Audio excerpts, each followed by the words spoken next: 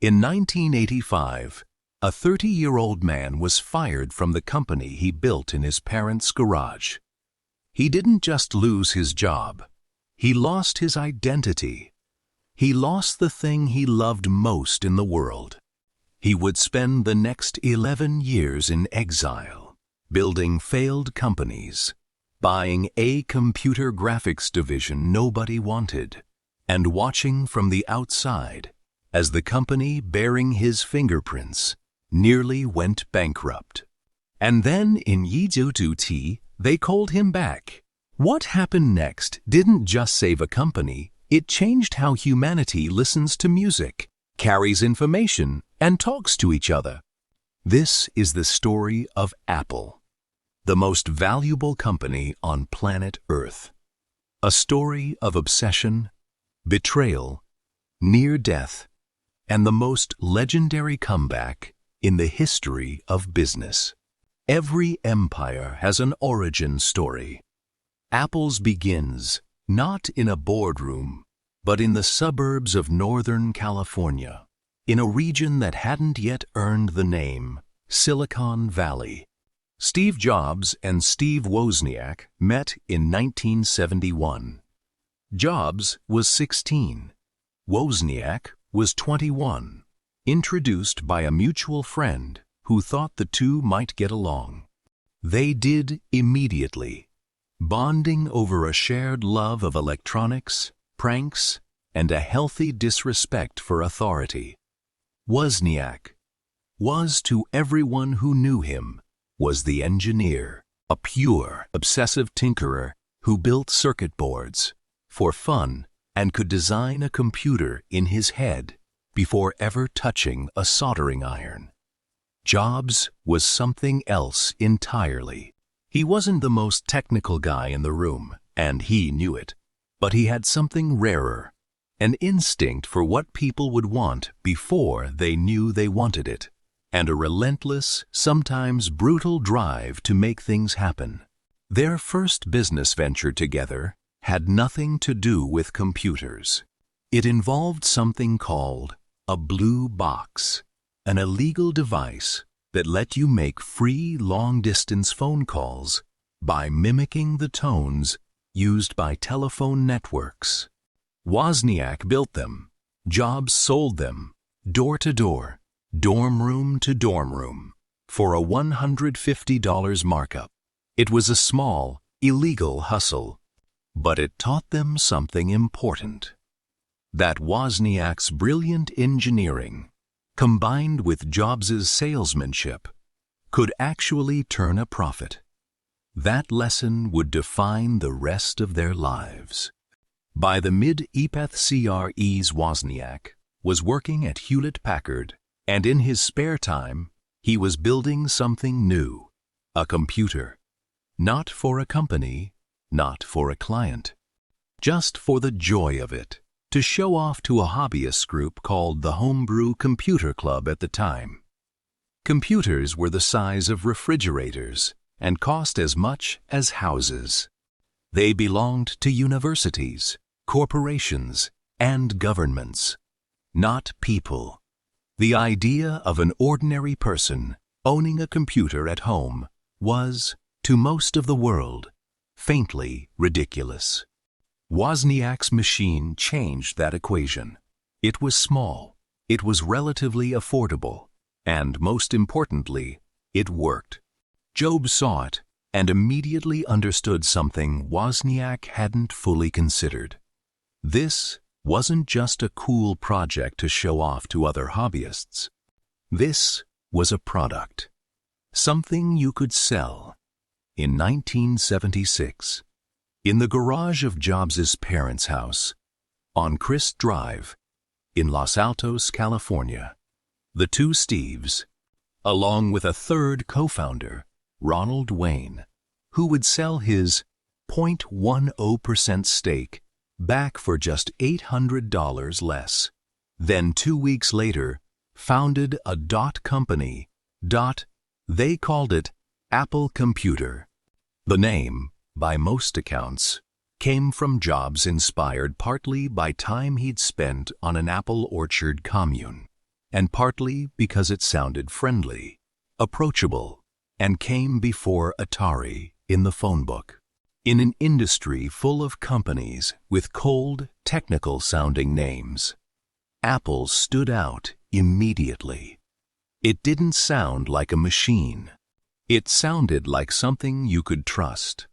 Their first product, the Apple I, was really just a circuit board you had to supply your own case, keyboard, and monitor. It sold for Lil Ba Lu Shalotian Liu Liu Mayran, a price Wozniak picked simply because he liked repeating digits. They sold about 200 units, mostly to other hobbyists and a local computer store called the Byte Shop. It was enough to prove a concept. It was nowhere near enough to build a company. If the Apple I was a proof of concept, the Apple II was a declaration of war. Released in 1977, the Apple II was everything the Apple I wasn't: a complete, self-contained machine in a sleek plastic case, with a keyboard, color graphics, and crucially, it was designed for people who weren't engineers. This was Jobs' real genius beginning to show. He understood that for computers to matter, to ordinary people, they couldn't look or feel like laboratory equipment. They needed to look like something you'd want in your living room. To build the company around this product, Jobs and Wozniak brought in a critical third figure, Mike Markkula, a semi-retired marketing executive from Intel who invested $250,000 and became, in many ways, Apple's first real business mind. Markkula wrote a one-page document that became something like Apple's founding philosophy, emphasizing empathy for the customer, focus, and the importance of impute, the idea that people judge a product by its packaging and presentation, not just its function. That last idea, impute, would echo through every decade of Apple's future. Long before design became a buzzword in tech, Apple was already betting the company on it. The gamble paid off spectacularly. The Apple II became a sensation, particularly after Ejo, when a program called VisiCalc, the world's first spreadsheet software, was released exclusively for IT. Suddenly, the Apple II wasn't just a hobbyist's toy. It was a legitimate business tool. Small businesses, schools, and households across America started buying computers for the first time in their lives, and a huge number of them were buying Apple. In December 1980, Apple went public. It was one of the most anticipated IPOs since Ford Motor Company went public decades earlier. By the end of the first day of trading, Apple was worth over $1.7 billion. Jobs, still just 25 years old, was suddenly worth more than $200 million. The IPO reportedly minted several hundred instant millionaires, employees, early investors, even some of the people who had helped assemble the earliest units by hand. It remains one of the most studied IPOs in Silicon Valley history, not just for its size, but for what it represented. Proof that a company built by two college dropouts in a garage could, within just 4 years, become a legitimate Wall Street institution. But wealth on that scale created its own tensions inside the company. Wozniak, always more interested in engineering for its own sake than in fame or fortune, grew increasingly uncomfortable watching Apple transform from a scrappy hobbyist project into a sprawling corporation full of management layers and internal politics. In 1981, he was involved in a small plane crash that left him with temporary amnesia, and he took an extended leave of absence to finish his college degree, a decision that, in hindsight, foreshadowed his gradual drift away from Apple's daily operations throughout the decade that followed. Meanwhile, Jobs was growing restless in a different way. The Apple II, for all its success, wasn't a project he could point to and say, "That's mine." He hadn't designed the circuitry or written the code that had been Wozniak's genius. Jobs wanted something that was unmistakably his own vision. From the shape of the case, down to the way the software felt, to touch and use. That restlessness was about to collide with a visit to a research lab that almost nobody outside of it had ever heard of, and it would change the course of the entire computer industry. But before we get there, it's worth understanding just how much was riding on Apple's next move. By 1980, the personal computer market was no longer Apple's alone to define. IBM, the largest and most powerful computing company in the world, was preparing to enter the space, and everyone in the industry knew that when IBM moved, smaller companies got crushed or acquired. Apple wasn't just trying to build a better product anymore. It was trying to survive the arrival of a giant. In 1979, Jobs took a trip that would change the entire trajectory of personal computing. He visited Xerox PAR, the research lab of Xerox Corporation, where engineers showed him something almost nobody outside that building had seen: a graphical user interface. Windows, icons, a mouse you could use to click and drag things around a screen, instead of typing arcane text commands. Xerox, famously, had no idea what they had. The technology sat in a research lab, treated as a curiosity. Jobs walked out of that building and, according to those who were there, could barely contain himself. He understood immediately that this, not faster processors, not more memory, was the future of how humans would interact with computers. He raced back to Apple and threw the company's resources behind building a machine. Around this idea, that machine would become the Macintosh. But the Macintosh's road to release was anything but smooth. Jobs was initially sidelined from a similar internal project, the Lisa, after clashing with colleagues over his uncompromising, often abrasive management style. So, instead, he took over a smaller, scrappier side project called the Macintosh and turned it into his obsession. Those who worked on the original Macintosh team described those years minus 1981 to 1984 as brutal, intense, and unforgettable. Jobs pushed the team mercilessly, famously telling them it was better to be a pirate than join the Navy.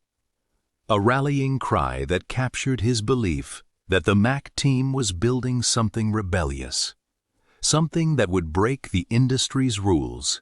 The team worked absurd hours, often past midnight, in a building set slightly apart from the rest of Apple's campus deliberately, so that Jobs' small band of engineers could feel like outsiders, even within their own company. Jobs would regularly walk the floor unannounced, asking to see whatever anyone was working on, and delivering verdicts that were rarely gentle. Engineers who showed him something he considered mediocre were sometimes told bluntly that their work was garbage. Engineers who impressed him were told they were doing the best work of their lives. There was very little middle ground. This management style, later given the nickname the reality distortion field by one of the bobble engineers on the team, became one of Jobs' defining traits. It described his uncanny ability to convince people, through sheer force of conviction, that seemingly impossible deadlines and specifications were achievable. Sometimes it produced genuine breakthroughs, pushing engineers to solve problems they didn't believe were solvable. Other times, it produced burnout, resentment, and engineers who quietly left the company entirely. One obsession in particular became legendary within Apple: Jobs' insistence that the inside of the Macintosh case, a part no ordinary customer would ever see, since it required tools to open, be laid out cleanly and elegantly, with the circuit board traces arranged almost artistically. His engineers pointed out, reasonably, that no customer would ever open the case. Jobs didn't care. He wanted the people who built the computer to feel, in his words, that even the parts nobody saw mattered. It was an early, almost obsessive preview of a design philosophy that would define Apple for the next 4 decades. The belief that care and craftsmanship should extend to places most people would never even notice. The Macintosh, launched in January 1984 with one of the most legendary television commercials ever made. Directed by Ridley Scott, fresh off directing Blade Runner, the ad aired during the Super Bowl and depicted a dystopian, Orwellian world of gray conformity, shattered by a woman in bright colors hurling a sledgehammer into a giant screen displaying Big Brother. The message was unmistakable. Apple was positioning itself as the rebel, the outsider, the company that would liberate individuals from the crushing conformity represented not so subtly by IBM, the dominant force in computing at the time. The ad aired only once nationally, and it didn't need to air again. It became a cultural moment, referenced and studied for decades as one of the greatest advertisements ever created. The Macintosh itself was genuinely revolutionary, the first mass-market computer with a graphical interface and a mouse. It introduced fonts, icons, and windows to ordinary consumers, but revolutionary didn't mean immediately successful. The Macintosh was slow. It was expensive. It had very little software available at launch, and its closed hardware design frustrated hobbyists who were used to tinkering. Sales, after an initial surge of curiosity, began to slow dramatically by late 1984. Behind the scenes, something more dangerous than slow sales was brewing, a power struggle that would soon tear the company and its most famous founder apart. By 1985, Apple was a company in crisis, even if its public image didn't yet show it. The Macintosh wasn't selling the way Jobs had promised the board it would. Inventory was piling up, and Jobs' management style, brilliant in bursts, but volatile, controlling, and often cruel to the people around him, was creating enemies inside his own company. At the center of the conflict was John Sculley, a man Jobs himself had recruited from PepsiCo in 1983, luring him with a now legendary pitch. Do you want to sell sugar water for the rest of your life, or do you want to come with me and change the world? Sculley came, and for a while, the two men worked closely, almost like mentor and protege, despite Sculley coming from the world of soft drinks rather than computers. But as Apple's problems mounted through 1985, the relationship deteriorated. Jobs began pushing to have Sculley removed. Sculley, Backed by much of Apple's executive team and its board of directors, who had grown exhausted by Jobs' volatility, moved first. In a board meeting in May of 1985, the decision was made: Steve Jobs would be stripped of his operational responsibilities. He would keep his title as chairman, but he would have no actual power. He had, for all practical purposes, been pushed out of the company he had co-founded in his parents' garage less than a decade earlier. Jobs later described this period as one of the most painful of his life. In a now famous commencement speech he gave at Stanford University years later, he called it devastating. He said, "What had been the focus of my entire adult life was gone, and it was devastating." He said, "What had been the focus of my entire adult life was gone, and it was devastating." He officially resigned from Apple in September 1985. He was 30 years old, and by every conventional measure, he was finished. But Jobs didn't disappear. He immediately founded a new computer company called Next, aimed at the higher education and business markets. Next computers were beautifully designed, technically advanced, and commercially largely a failure. They were too expensive, and the market Jobs was targeting was smaller than he'd anticipated. Around the same time, in 1986, Jobs made a purchase that seemed, at the time, almost like a footnote. He bought a small computer graphics division from filmmaker George Lucas for $10 million. It was a tiny operation that made specialized graphics hardware and had a side project, a small team of animators experimenting with computer-generated short films. Jobs renamed the company Pixar. For years, Pixar hemorrhaged money. Jobs poured tens of millions of dollars of his own fortune into keeping it alive, watching it struggle to find a viable business model. Nobody, including Jobs himself, could have predicted that this footnote investment would eventually produce Toy Story, the first fully computer-animated feature film in history, and turn into a multi-billion-dollar entertainment powerhouse, making Jobs a billionaire in his own right, independent of Apple entirely. While Jobs was in exile, Apple, back home, was starting to rot from the inside. Through the late 1980s and into the 1990s, Apple, under John Sculley, initially thrived. The Macintosh eventually found its footing, especially in creative industries like publishing and design, thanks to advances in desktop publishing software and laser printing. But underneath the surface, the company was losing its way.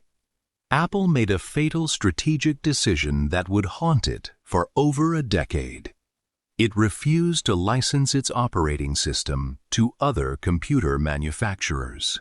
Meanwhile, Microsoft, founded by Bill Gates, released Windows, a graphical operating system heavily inspired by what Apple and, before that, Xerox had pioneered. Because Microsoft licensed Windows to any manufacturer who wanted it, Dell, Compaq, IBM, and countless others, Windows-based PCs flooded the market at prices Apple's closed, proprietary hardware simply couldn't match. Apple tried to compete on premium pricing and design exclusivity. But Microsoft was winning the game that actually mattered: market share. By the early 1990s, Windows PCs dominated well over 80% of the personal computer market, while Apple's share shrank into the single digits. Internally, Apple descended into chaos. John Sculley was pushed out in 1993. His successor, Michael Spindler, oversaw a period of expensive missteps, including an ill-fated attempt to license Macintosh clones to other manufacturers, which cannibalized Apple's own sales without meaningfully growing the overall market. Spindler was replaced by Gil Amelio in 1996.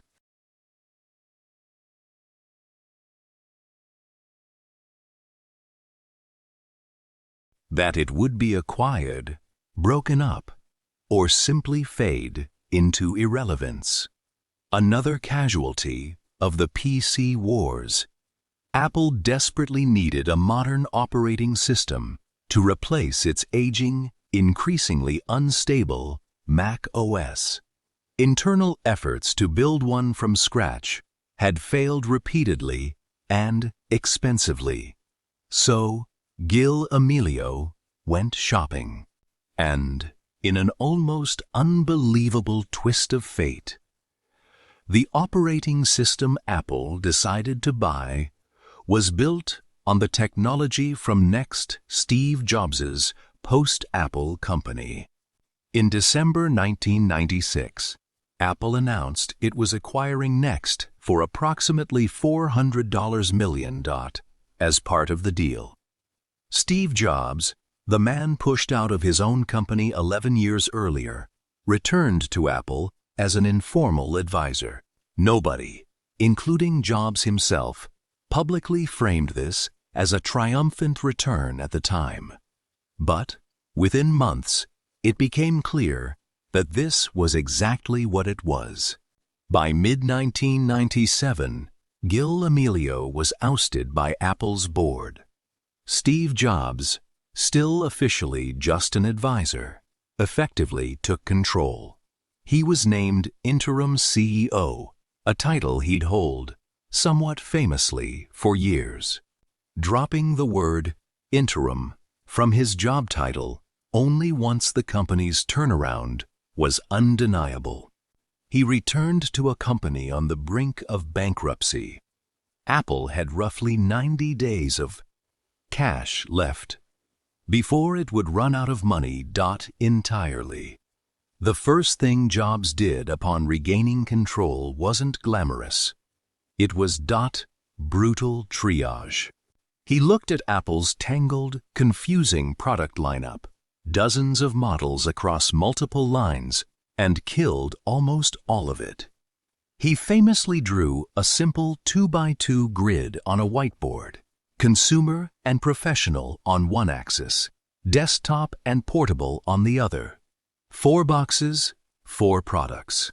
Everything else, he said, would be discontinued. It was an almost violently simple strategy, and it worked because it forced the entire company to focus. Then came a move that shocked the tech world and, frankly, many of Apple's own most loyal fans. In August 1997, Jobs announced a partnership with Apple's fiercest rival, Microsoft. Bill Gates's company invested $150 million in Apple and committed to continuing to develop Microsoft Office for the Mac, a critical piece of software that kept Apple relevant in business and education markets. The announcement, made at the Macworld Expo, with Gates's face beamed in via satellite onto a massive screen above the stage, was met with audible groans and boos from parts of the audience. To many in the room, it felt like a betrayal of everything Apple stood for. But Jobs, in a moment that revealed just how much he'd matured since his ouster over a decade earlier, addressed the crowd directly. He said Apple needed to let go of the idea that births for Apple to win, Microsoft had to lose. The deal wasn't just about money. It was a lifeline of legitimacy and stability at the exact moment Apple needed it most. With the company stabilized, Jobs turned to what he'd always done best, building products that felt fundamentally different from anything else on the market. In 1998, Apple released the iMac, a bold, translucent, egg-shaped, all-in-one computer, available in candy-like colors, starting with a shade called Bondi Blue. It looked like nothing else in a market full of beige boxes. It was designed with the help of Jony, a British industrial designer who had been quietly working at Apple through its darkest years and would go on to become one of the most important figures in the company's history. The creative partner.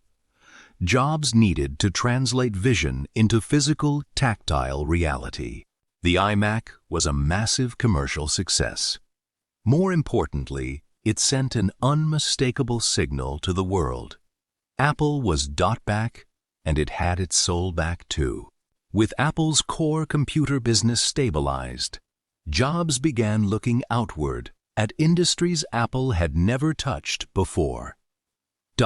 In 2001, Apple released the iPod, a portable digital music player with a distinctive click wheel and a tagline that became iconic: 1,000 songs in your pocket.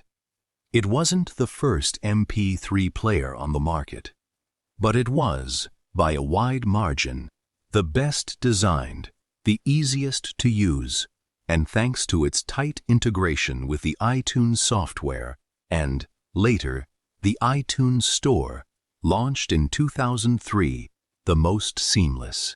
The iTunes Store itself was a landmark achievement in its own right. At a moment when the music industry was being torn apart by piracy through services like Napster, Apple negotiated deals with major record labels to sell individual songs legally for 99 cents each. It gave the music industry a legitimate digital business model, just as it desperately needed one. And it made the iPod not just a gadget, but the center of an entire ecosystem. The iPod turned Apple, a computer company, into a consumer electronics powerhouse. By the mid-2000s, the iPod and its accessories were generating a significant portion of Apple's total revenue. It also introduced an entire generation of consumers to the Apple brand who had never owned a Mac and might never have considered buying one. Teenagers, casual computer users, people who simply wanted a better way to carry their music. Many of those iPod buyers would, years later, become the first customers in line for something even bigger. The iPod also marked a turning point in how Apple thought about its own identity. For its first 2 decades, Apple had been, at its core, a computer company. The iPod was the moment Apple began quietly redefining itself as something broader, a company that made deeply considered, beautifully engineered devices for how people lived their lives, whether or not those devices had anything to do with traditional computing at all. That redefinition would prove to be one of the most consequential shifts in the company's history, because it set the philosophical groundwork for the product that would eclipse everything that came before it. But nothing would compare to what came next. On January 9, 2007, Steve Jobs walked onto the stage at the Macworld Conference in San Francisco and, with characteristic showmanship, announced that Apple was releasing 3 revolutionary products: a widescreen iPod with touch controls, a revolutionary mobile phone, and a breakthrough internet communications device. He paused, then revealed the twist. These weren't 3 separate devices. They were one device. It's genuinely difficult, even now, to overstate how much this single device changed the world. Before the iPhone, smartphones existed, but they were clunky, dominated by physical keyboards and styluses, built primarily for business use. Think BlackBerry. Think Windows Mobile. The idea of a phone controlled entirely by touching a glass screen with your finger, with no stylus and almost no physical buttons, was radical. The iPhone combined a phone, an iPod, and a genuinely usable mobile web browser into a single, elegant object. It launched in June 2007, and while initial sales were strong, the true magnitude of its impact only became clear over the following years. In 2008, Apple launched the App Store, opening the iPhone up to third-party developers. This single decision arguably did more to shape the 21st century's technology landscape than almost any other business decision in modern history. It created an entirely new economy, millions of jobs, an entire industry of app developers, and a fundamentally new way for humans to interact with information, with each other, and with businesses. Uber, Instagram, WhatsApp, DoorDash, Airbnbs, mobile growth, mobile banking, ride-hailing, food delivery, dating apps, an enormous portion of the digital world that defines modern daily life exists, in some meaningful sense, because the iPhone and the App Store created the platform for it to exist on.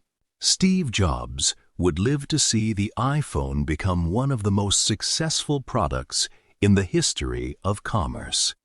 But he wouldn't live to see it forever. In 2003, Jobs had been diagnosed with a rare form of pancreatic cancer. He fought it for years, undergoing surgery and eventually a liver transplant, while continuing remarkably to lead Apple and unveil some of its most important products, including the iPhone and, in 2010, the iPad. By 2011, his health had declined severely. In August of that year, Jobs stepped down as CEO of Apple, handing the role to Tim Cook, who had served for years as Apple's chief operating officer and had quietly run the company's day-to-day operations during Jobs' medical leaves. On October 5, 2011, Steve Jobs died. He was 56 years old. The world reacted with a kind of grief usually reserved for major cultural or political figures. Tributes poured in from world leaders, technology rivals, and ordinary people who had never met him but felt, in some strange way, that he had changed their lives. When Tim Cook took over as CEO, many analysts and journalists openly wondered whether Apple could survive without its visionary founder. Jobs had been so central to the company's identity, its taste, its instincts, its willingness to bet everything on unconventional ideas, that his absence felt, to many, like an existential threat. Cook took a different approach than Jobs ever could have. Where Jobs was a showman and a product visionary, Cook was an operations genius, the man who had built Apple's famously efficient supply chain, the intricate global network of manufacturing and logistics that let Apple produce hundreds of millions of devices a year with remarkable consistency and speed. Under Cook, Apple didn't reinvent itself with the same frequency of radical new product categories. Instead, it refined, expanded, and perhaps most importantly, scaled. The iPhone kept iterating, year after year, into more powerful, more capable versions. Apple launched the Apple Watch in 2015, entering the wearables market. AirPods followed in 2016, eventually becoming a dominant force in wireless audio. Apple's services business, the App Store, Apple Music, iCloud, and eventually Apple TV grew into a massive, high-margin revenue stream in its own right, worth tens of billions of dollars annually. Financially, the results have been almost impossible to fully comprehend. In August 2018, Apple became the first publicly traded U.S. company to reach a $1 trillion market valuation. Just over 2 years later, in 2020, it crossed $2 trillion. It has, at various points, held the title of the most valuable publicly traded company on the planet. But the Apple of today is not without controversy or challenge. Critics have pointed to Apple's manufacturing practices, particularly conditions at supplier factories in China, as an area of ongoing scrutiny. The company has faced antitrust investigations and lawsuits across multiple countries and regions, particularly concerning the App Store's commission structure, the roughly 30% cut Apple takes from many app sales and in-app purchases, a practice developers have challenged as anti-competitive. Apple has also faced criticism and regulatory pressure regarding right-to-repair policies, environmental impact, and its handling of user data and privacy, an area where, notably, Apple has also tried to position itself as an industry leader compared to competitors like Google and Meta, who base entire business models on advertising and data collection. The company has also had to navigate an increasingly complex geopolitical landscape, particularly around its deep manufacturing relationship with China, as trade tensions between China and the United States have made global supply chains a source of political as well as economic risk. Even so, Apple's core formula has remained remarkably consistent since the days of that first garage in Los Altos. A relentless focus on design, an insistence on tight control over both hardware and software to create a seamless user experience, and a marketing instinct that turns products into cultural events rather than mere transactions. So what do we actually take from all of this? Apple's story isn't really a story about technology. Plenty of companies have built better specs, faster processors, cheaper products. Apple's story is about something else, the conviction that how something feels to use matters just as much as what it technically does. That simplicity often is harder and more valuable than complexity. And that even the most painful failures, being fired from your own company, watching your masterpiece nearly go bankrupt without you, aren't necessarily the end of the story. Steve Jobs himself put it best in that same Stanford commencement speech. Reflecting on being fired from Apple, he said that getting fired from Apple was the best thing that could have ever happened to him. The heaviness of being successful was replaced by the lightness of being a beginner. Again, less sure about everything. It freed him to enter one of the most creative periods of his life. From a garage in Los Altos to a near-bankrupt company saved by its own exiled founder, to the most valuable corporation in the history of the world. Apple's story is proof that the biggest comebacks often follow the biggest falls. If you enjoyed this deep dive into the story of Apple, let me know in the comments which company's story you want to see next. And if you're new here, consider subscribing. There's a lot more where this came from.